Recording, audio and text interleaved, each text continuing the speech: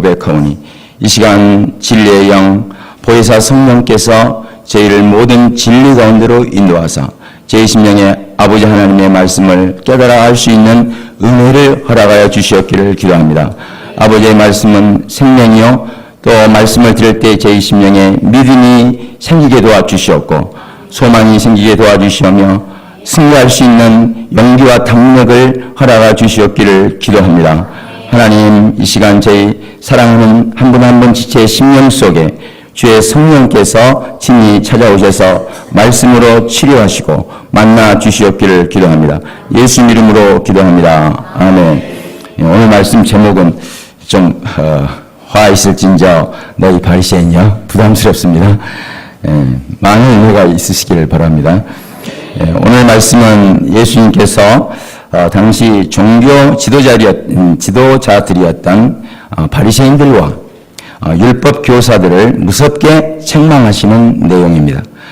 왜 예수님은 바리새인들과 율법 교사들을 책망하셨을까요? 그들의 문제가 무엇이었으며 우리와는 도대체 어떤 관계가 있을까요? 얼른 생각하면 2000년 전 유대 종교 지도자들과 즉 바리새인과 율법 교사들과 우리와는 아무런 상관이 없어 보입니다. 그런데 이 사건은 율법에 대한 올바른 성경적 가르침을 말씀하시는 대단히 중요한 내용입니다. 이 시간 성령께서 우리의 눈을 밝혀주셔서 예수님이 말씀하시는 바를 바로 깨닫고 영접함으로 놀라운 은혜가 임하기를 기도합니다. 다같이 37절과 38절을 읽겠습니다. 시작. 예수께서 말씀하실 때 한 바리새인이 자기와 함께 점심 잡수기를 청함으로 들어가 앉으셨더니 잡수시기 전에 손 씻지 아니하심을 그 바리새인이 보고 이상히 여기는지라. 오늘 말씀은 한 바리새인이 예수님께 점심을 같이 하자고 초대했는데 잡수시기 전에 예수님이 손을 씻지 않으시는 것을 그 바리새인이 이상하게 여겼다는 내용으로 시작됩니다. 무더운 중동 지역 날씨에 손을 자주 씻는 것은 필요합니다. 그렇다고 해도 식사하기 전에 손 좀 안 씻었다고 이상하게 생각하는 바리새인이 더 이상하지 않습니까? 하지만 바리새인들에게서 손 씻는 일이란 그냥 손을 씻는 것이 아니고 엄격한 규칙이 있는 매우 중요한 종교적 의무였습니다. 케라이트 유대인으로 예루살렘에서 랍비로 활동 중인 느헤미야 고도는 손 씻는 법을, 이분도 바리새인이기 때문에 손 씻는 법을 실제로 자세히 설명을 해 주었습니다. 우선 손 씻는 용으로 정해진 주전자가 따로 있습니다. 이게 그 주전자라고 이렇게 하면은 주전자를 먼저 오른손으로 들고 왼손에다가 이렇게 딱 손을 붓습니다. 이렇게 잘 붓고 그 다음에 이제 바꿔요. 손을 바꿔서 왼손에다 들고 이제 오른손에다 이렇게 붓습니다. 한 번 했죠. 다시 오른손에다 잡고 왼손을 한 번 더 부어요.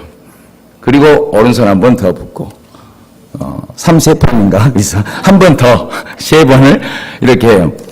손 다 씻는 게 아닙니다. 그게. 그러고는 손을 이렇게 들고 이제 기도를 해야 됩니다. 축복 기도를. 축복합니다. 하나님 명령을 주셔서 우리를 거룩하게 하신 우주의 왕이시여 손을 씻으라고 하셨습니다. 이런 기도를 해야 됩니다. 바리새인들은 지금도 이렇게 매 식사 때마다 손을 씻습니다. 바리새인의 유래는 바벨론 포로 생활에서 돌아온 유대인들이 그들의 종교적 순수성을 지키고자 하는 열심에서 시작되었습니다. BC 586년 예루살렘이 멸망하고 이스라엘 백성들이 바벨론의 포로로 잡혀간 이유는 그들이 모세 율법 즉 토라를 버렸기 때문이었습니다.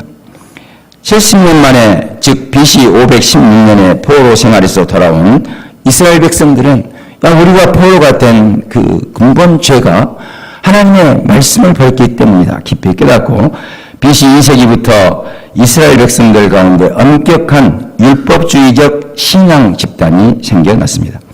이들은 유대 나라의 헬라화 정책에 반대하였고 율법 중심의 신앙 회복과 경건 생활에 힘을 썼습니다. 이 바리새라는 어원도 세속과 비율법, 불경건한 것들로부터의 분리되었다, 분리되었다는 뜻입니다.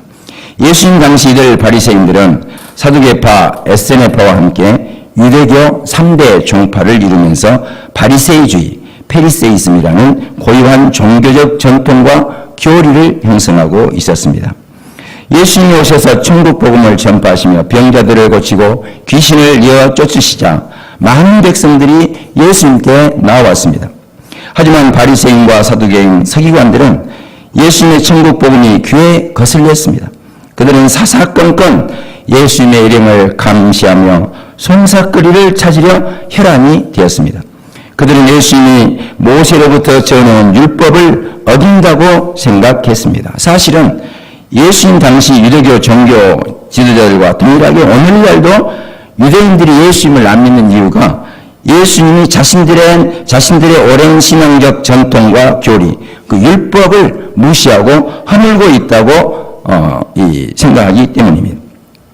하나님이 모세로 말미암아 전해준 율법을 안 지키는데 어떻게 하나님이 보내신 메시아가 될 수가 있겠냐. 성경에 신명기에 나오죠. 계명을 율법을 어기는 자는 그 선지자가 아니다. 그런 말씀이. 근데 율법을 안 지키는데 어떻게 메시아냐, 이제 이런 주장을 하는 거죠. 하지만 바리새인들이 그토록 중요하게 여기는 식사 전에 손을 씻으라는 말씀은 성경 어디에도 없습니다. 본문에 나오는 손 씻는 법은 랍비 제정법이라고 해서 랍비들이 모세 오경을 바탕으로 만든 법입니다.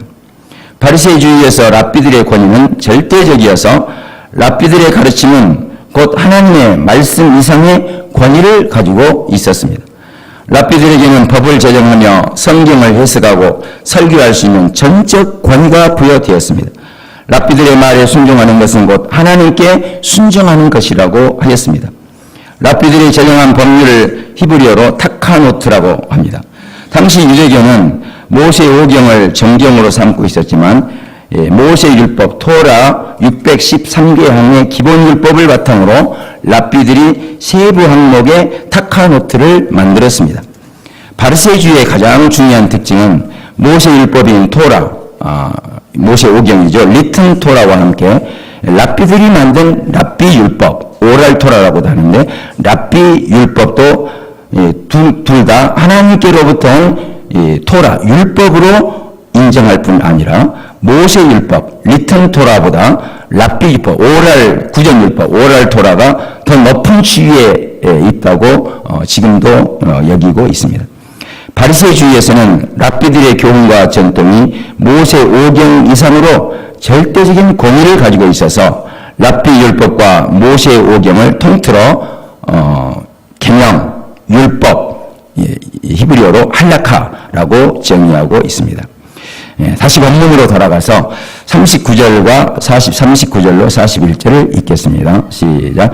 주께서 이르시되 너희 바리새인은 지금 전과 대접에 겉은 깨끗이 하나 너희 속에는 탐욕과 악독이 가득하도다. 어리석은 자들아, 겉을 만드신 이가 속도 만들지 아니하셨느냐. 그러나 그 안에 있는 것으로 구제하라. 그리하면 모든 것이 너희에게 깨끗하리라. 바리새인은 예수님이 식사 전에 손을 씻지 않았다는 점을 문제 삼고 있는데 예수님 이들에게 동문서답처럼 들리는 말씀을 하십니다. 너희 바리새인은 지금 장과 대접에 겉은 깨끗이 하나. 예수님은 바리새인들이 랍비들에 의해 제정된 타카노트를 열심히 지키고 있다는 점을 지적하고 계시는 것입니다. 바리새인들은 랍비들이 만든 법에 따라 장과 대접의 겉을 깨끗이 하였습니다. 성경에는 어디에도 음식 먹기 전에 손을 씻거나 장과 대접의 겉을 깨끗이 해야 한다는 율법의 말씀이 없습니다. 그런데 랍비들은 하나님을 잘 섬긴다는 명분으로 손을 씻고 장과 대접을 깨끗이 하는 정결의식법을 랍비 율법으로 만들어 지키도록 한 것입니다. 예수님은 이런 바리새인을 향해서 너희 속에는 탐욕과 악독이 가득하도다. 어리석은 자들아 라고 책망하셨습니다. 손을 열심히 씻고 장과 대접을 깨끗이 하는 것은 조금 귀찮기는 해도 나쁠 것 같지는 않는데 예수님이 왜 바리새인들을 향해 탐욕과 악독이 가득하고 어리석다라고 크게 책망하셨을까요? 첫째는 하나님의 계명을 가감하였기 때문입니다. 이스라엘 백성들이 출애굽하여 가나안 땅을 목전에 두었을 때 하나님은 모압 평지에서 모세를 통해 이렇게 말씀하셨습니다. 다 같이 읽어보겠습니다. 신명기 4장 2절부터 시작. 내가 너희에게 명령하는 말을 너희는 가감하지 말고 내가 너희에게 내리는 너희 하나님 여호와의 명령을 지키라. 내가 너희에게 명령하는 이 모든 말을 너희는 지켜 행하고 그것에 가감하지 말지니라. 하나님은 분명히 하나님이 주신 계명 외에는 더하거나 감하지 말라고 하셨는데 바리새인들은 하나님의 계명에다가 랍비 율법을 더하였습니다. 바리새인들은 랍비의 말을 하나님의 말씀과 동등한 권위에 두고 순종하고 지켰습니다. 이것은 하나님 보시기에 악한 것입니다. 하나님의 계명은 더해서도 안 되고 빼서도 안 됩니다. 뭐라고요? 하나님의 계명은 더해서도 안 되고 빼서도 안 됩니다. 둘째, 사람의 계명으로 가르쳤기 때문입니다. 랍비 율법을 이사야 선지자는 사람의 계명, the commandments of man, 사람의 계명이라고 하였습니다. 이사야 선지자는 그 시대의 영적 무지와 흑암의 원인이 바로 사람의 계명으로 가르침을 받았기 때문이라고 이사야서 29장 13절에서 말씀하셨습니다. 함께 읽어보죠. 시작. 주께서 이르시되 이 백성이 입으로는 나를 가까이하며 입술로는 나를 공경하나 그들의 마음은 내게서 멀리 떠났나니 그들이 나를 경외함은 사람의 계명으로 가르침을 받았을 뿐이라. 하나님의 말씀을 듣고 가르침을 받느냐 사람의 계명으로 교훈을 받느냐는 참으로 생명과 사망, 구원과 멸망의 차이가 있습니다. 하나님의 말씀은 사람을 살리고 구원하는 능력이 있습니다. 아멘. 하나님의 말씀을 읽으면 심령에 믿음이 생기고 소망이 생기고 문제 해결이 되고 방향이 생기고 빛이 임하죠. 아멘. 네, 요즘 사라사모님 통해서 은혜를 엄청 받는데 성경을 한 권씩 읽어요. 매일. 네, 매일 한 권씩이에요. 예. 전체 66권을 한 권씩 읽는 게 아니라 느헤미야 에스라까지 읽었던 건 창세기부터 이제 날마다 한 권씩 읽는 거예요. 저는 그냥 그 옆에서 그 보면서 은혜 받습니다. 그냥. 그래서 다 읽고 나면은 오늘 무슨 말씀 은혜 받았냐고 나도 좀 은혜 좀 주라. 하나님의 말씀은 사람을 살리고 구원하는 능력이 있습니다. 하나님의 말씀은 죄를 씻어 깨끗하게 하며 거듭나게 합니다. 하나님의 말씀은 영이요 생명입니다. 하지만 사람의 계명으로 교훈을 삼아 가르치면 입술로는 하나님을 경외하지만 마음은 하나님에게서 떠나게 됩니다. 왜냐하면 사람의 계명은 사람의 마음에서 나온 것이기 때문에 생명이 없습니다. 육에서 나온 것입니다. 우리를 거듭나게 못하며 영적 생명을 주지 못합니다. 사람의 계명으로 가르칠 때 하나님을 사랑하며 믿고 순종할 수 없습니다. 사람의 계명은 영적 타락을 가져옵니다. 종교개혁의 나라 독일 교회는 자유주의 신학이라는 사람의 계명이 설교당에서 선포되기 시작하면서 쇠락하였습니다. 때로는 신학 이론이나 교리가 사람의 계명이 되는 경우가 간혹 있습니다. 내적 치유, 상담 신학과 같은 인본주의 심리학에 기초한 영성 운동이나 WCC와 같은 세속주의, 인본주의 연합운동 역시 사람의 계명인 것입니다. 우리가 생명을 얻고 풍성히 얻을 수 있는 유일한 길은 하나님의 말씀을 듣고 순종하는 길입니다. 아멘. 우리가 살아있는 동안 가장 큰 축복과 은혜는 하나님의 말씀을 읽고 묵상하며 지켜 순종하는 일입니다. 우리가 살아있는 동안 가장 힘쓰고 애써야 할 것도 하나님의 말씀을 듣고 순종하는 일입니다. 아멘. 길이 보이지 않고 캄캄할 때 하나님의 말씀을 읽고 순종하면 하나님의 말씀은 우리에게 빛과 소망, 새 힘을 공급해 주십니다. 우리가 세상을 살아가면서 심령이 어두워지고 피곤하며 마음이 낙심되는 이유는 하나님의 말씀보다 사람의 계명으로 가르침을 받기 때문입니다. 우리 주변에는 우리는 눈만 뜨면 또 눈을 감아도 사람의 계명과 죄의 유혹과 어둠의 세력이 우리를 끊임없이 공격합니다. 그러므로 마땅히 우리는 하나님의 말씀으로 가르치고 배우고 듣고 순종하기에 힘써야 하겠습니다. 셋째, 하나님의 계명을 버렸기 때문입니다. 뭐라고요? 하나님의 계명을 버렸기 때문입니다. 바리새인들은 사람의 계명인 랍비율법을 지키느라 하나님의 계명을 버렸습니다. 마가복음 7장에는 오늘 본문과 동일한 사건이 나오는데 예수님께서 바리새인들과 서기관들을 책망하시기를 그들이 하나님의 계명을 버렸다고 책망하고 계시는 장면이 있습니다. 함께 읽어보겠습니다. 마가복음 7장 5절로 9절입니다. 시작. 이에 바리새인들과 서기관들이 예수께 묻되 어찌하여 당신의 제자들은 장로들의 전통을 준행하지 아니하고 부정한 손으로 떡을 먹나이까? 이르시되 이사야가 너희 외식하는 자에 대하여 잘 예언하였도다. 기록하였으되 이 백성이 입술로는 나를 공경하되 마음은 내게서 멀도다. 사람의 계명으로 교훈을 삼아 가르치니 나를 헛되이 경배하는도다 하였느니라. 너희가 하나님의 계명은 버리고 사람의 전통을 지키느니라. 또 이르시되 너희가 너희 전통을 지키려고 하나님의 계명을 잘 저버리는도다. 본문에 나오는 바리새인 역시 손 씻는 법이라든가 잔을 깨끗이 하는 랍비율법은 지키면서 구제, 공의, 하나님의 사랑과 같은 하나님의 계명을 버리는 것입니다. 마가복음에서는 사람의 계명과 하나님의 계명을 대조하여 설명하고 있습니다. 바리새인들이 사람의 계명을 지키려 하다 보니까 하나님의 계명을 잘 저버린다는 것입니다. 사람의 계명에 귀를 기울이면 하나님의 말씀을 들어도 은혜가 없습니다. 깨닫는 것이 둔해집니다. 마음이 하나님에게서 점점 멀어집니다. 사람의 계명을 듣고 배우다 보면 내면이 육신적이고 세상적인 것으로 가득하게 됩니다.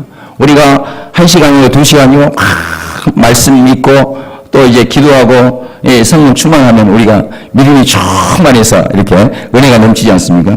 근데 막 세상 친구들 또 세상 사람들하고 막 이렇게 세상 살아가는 거 보고 또 막 하다 보면은 마음이 그냥 이렇게 눌리잖아요. 그러면 바리새인이 놓친 하나님의 계명은 무엇입니까? 우리 41, 42절을 읽겠습니다. 시작. 그러나 그 안에 있는 것으로 구제하라. 그리하면 모든 것이 너희에게 깨끗하리라. 화 있을진저 너희 바리새인이여 너희가 박하와 운향과 모든 채소의 11조는 드리되 공의와 하나님께 대한 사랑은 버리는도다. 그러나 이것도 행하고 저것도 버리지 말아야 할지니라. 하나님은 신명기 15장 7절로 11절, 에스더 9장 22절, 잠언 11장 24, 25절, 28장 27절에서 가난한 자를 구제할 것을 명령하셨습니다. 예수님께서도 산상수훈에서 구제를 말씀하셨습니다. 11조도 하나님께서 계명으로 주신 말씀입니다. 하나님은 포도주와 기름의 11조를 드리도록 명령하셨습니다. 11조와 헌물을 명하셨습니다. 그런데 바리새인들은 박하와 운향과 모든 채소의 11조는 드리면서 공의와 하나님께 대한 사랑은 버렸습니다. 예수는 이것도 행하고 저것도 버리지 말아야 할지니라. 박하와 운향과 모든 채소의 11조 같은 것은 안 드려도 되니까 공의와 사랑만 하나님께 잘 드리라 이렇게 안 하시고 이것도 행하고 저것도 버리지 말아야 할지니라 라고 하십니다. 예수는 산상수훈에서 모든 계명을 지키라고 말씀하셨습니다. 내가 율법이나 선지자들을 피하러 온 줄로 생각하지 말라.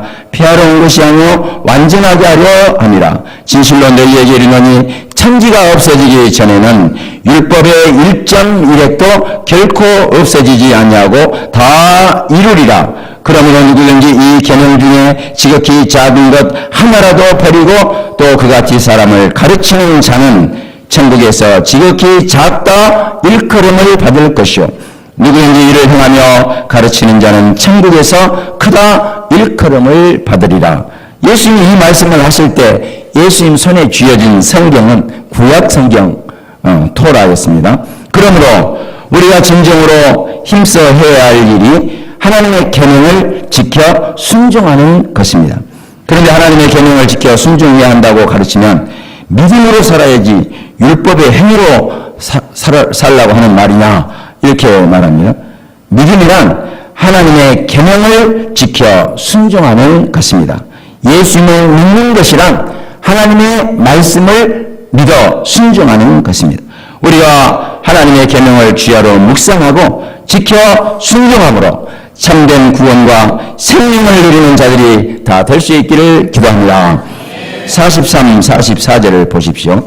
바리새인들은 회당에서나 시장에서나 사람들로부터 존경과 분란을 받았습니다. 바리새인들은 종교 지도자들이었습니다. 그런데 예수님은 바리새인을 향해서 무서운 심판을 경고하셨습니다.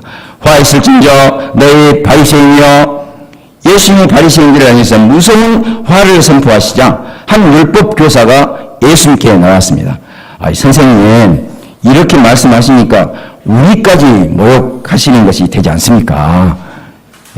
율법 교사는 자기는 바리새인들이 화의 선포에는 해당되지 않는데 다른 사람이 들으면 자칫 우리 율법 교사까지 포함해서 그러지 그런 오해가 있으니까 그렇게 말씀하시면 되겠습니까?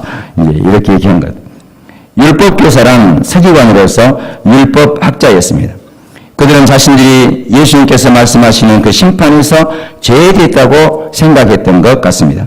예수는 율법 교사들에게도 화 있을진저 또 너희 율법 교사여 라고 하시며 화를 선포하셨습니다. 그러면 율법 교사들에게 화를 선포하시는 이유가 무엇입니까? 첫째, 그들은 지기 어려운 짐을 사람에게 지우고 자신은 지지 않았습니다. 하나님이 모세를 통해 주신 계명, 율법은 어려운 것이 아니었습니다. 어려웠다고요? 어려운 것이 아니었습니다. 누구나 행할 수 있는 것입니다.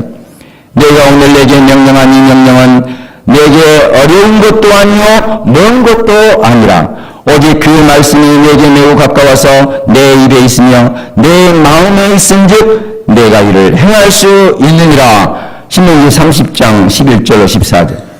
하나님은 우리가 이를 행할 수 있는 어려운 것도 아니고 멀리 있는 것도 아닌 계명을 우리에게 주셨습니다.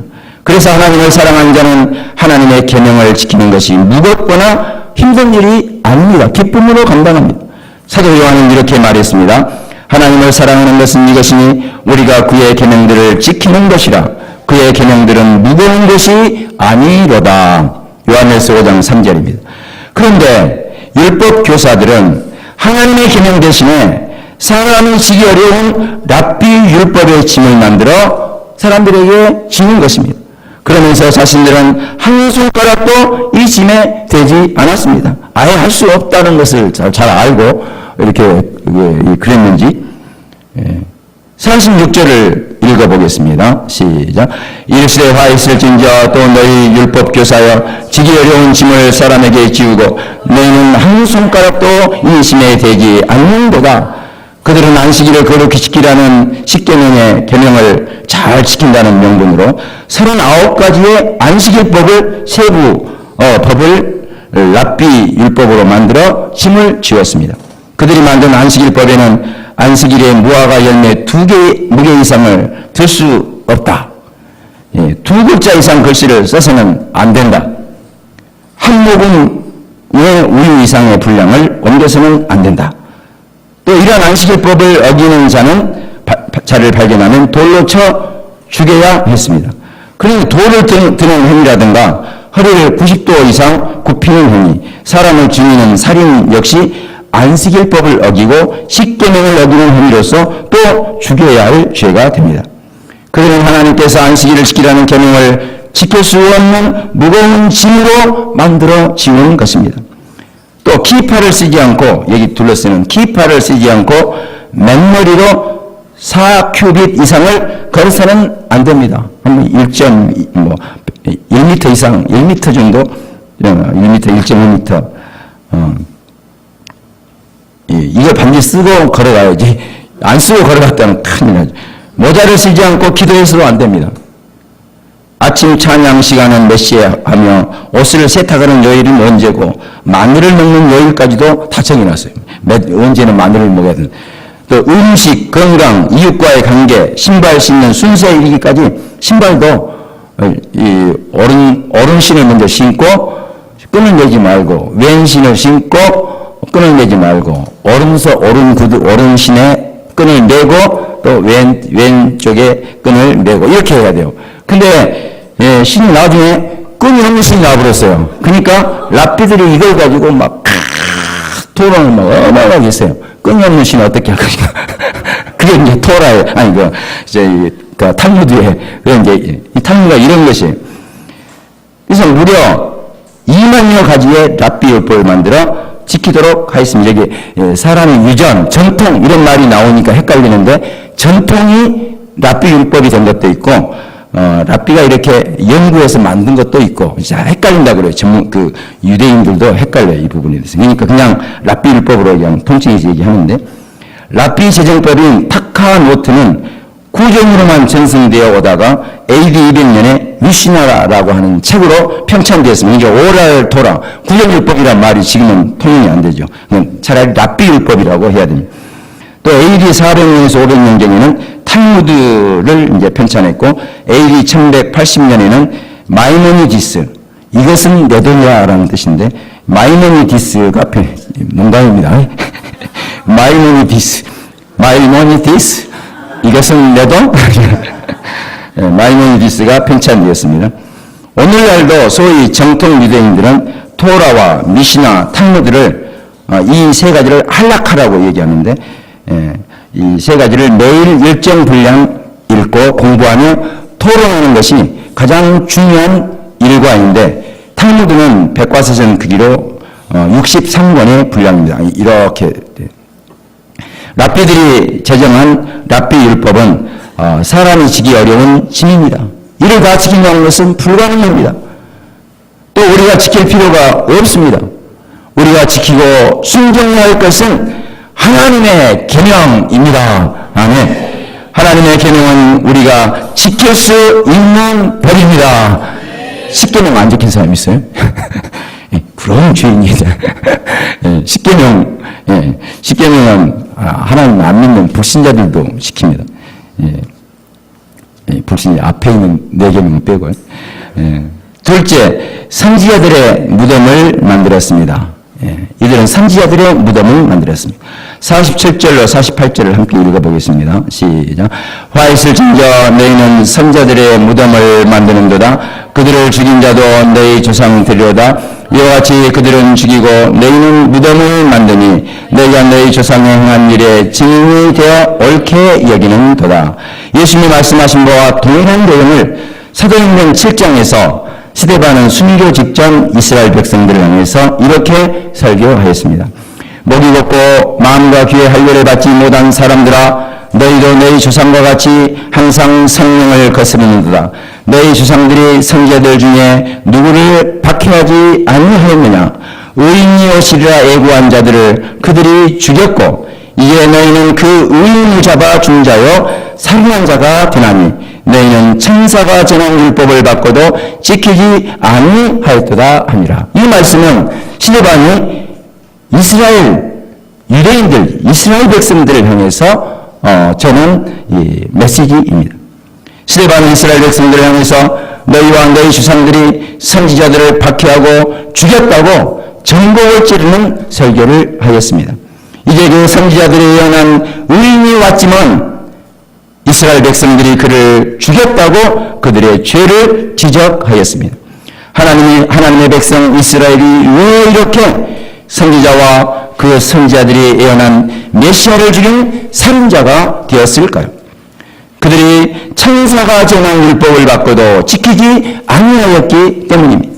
이스라엘 백성들이 선지자를 죽이고 선지자를 통해 말씀하신 그리스도를 배척한 근본 이유는 그들이 율법을 지키지 않았기 때문이라는 것입니다.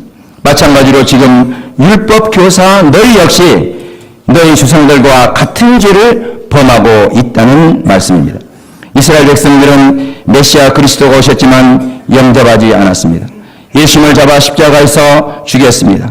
하나님의 백성이요 선민 이스라엘이 성경이 약속하고 기록한 그 메시아를 배척하고 죽인 이유는 그들이 하나님의 말씀, 하나님의 계명을 버렸기 때문입니다. 셋째, 창세 이후로 흘린 모든 선지자의 피를 담당해야 했기 때문입니다. 다 같이 49절로 51절을 읽어보겠습니다. 시작. 그러므로 하나님의 지혜가 일러시되 내가 선지자와 사도들을 그들에게 보내리니 그 중에서 때로는 죽이며 또 박해하리라 하였느니라. 창세 이후로 흘린 모든 선지자의 피를 이 시대가 담당하되 곧 아벨의 피로부터 지단과 성전 사이에서 죽임을 당한 사갈의 피까지 하리라. 내가 너희에게 이르노니 과연 이 시대가 담당하리라. 하나님께서는 선지자와 사도들을 부르시고 보내십니다.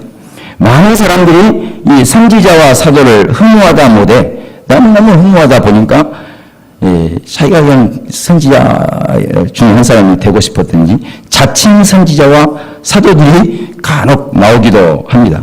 그런데 알고 보면 선지자와 사도들이란 그 중에서 때로는 죽임당하며 또 박해를 받을 자들인 것입니다. 선지자와 사도들이란 하나님의 계명 때문에 죽임당하고 박해받는 자리로 나아가는 자들입니다. 하나님께서 선지자와 사도들을 보내시는 곳에는 그들이 당할 고난과 죽음도 함께 예비되어 있습니다.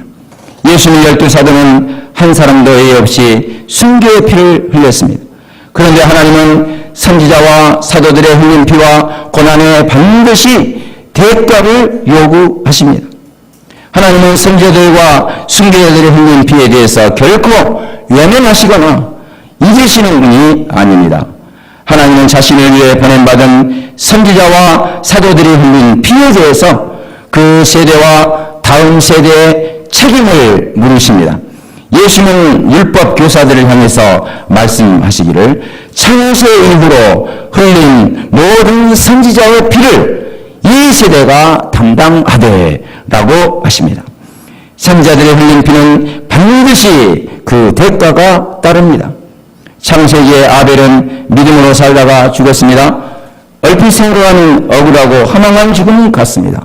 그러나 성경은 그가 죽었으나 그 믿음으로서 오히려 만원이라고 하였습니다. 아벨의 피는 그 시대와 오는 세대를 향한 증거가 되었습니다. 시대마다 이름없이 사라져간 순교자들의 피가 있습니다. 그런데 하나님은 믿음으로 살다간 순교자들의 피를 잊지 않으시고 반드시 그 대가를 물으십니다.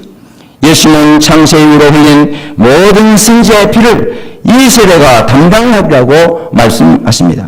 과연 예수님의 말씀대로 예루살렘은 AD 70년 멸망하고 유대 민족은 이후 2000년 동안 전 세계로 흩어져 방황하는 디아스포라 민족이 되었습니다. 창세 이후로 흘린 모든 선지자의 피는 그 시대와 장차 오는 시대를 심판하는 증거의 피가 되었습니다. 우리가 주와 복음 역사를 위해 사명으로 살고자 할 때 크고 작은 어려움들과 아픔이 따른가 때로는 핍박과 박해, 환난과 시련을 당하기도 합니다. 그러나 우리는 하나님께서 선지자와 사도들을 부르실 때 박해와 죽음을 함께 예비하셨고 그것은 또한 그 시대를 향한 하나님의 구원과 심판의 증거가 된다는 사실을 알아야 하겠습니다.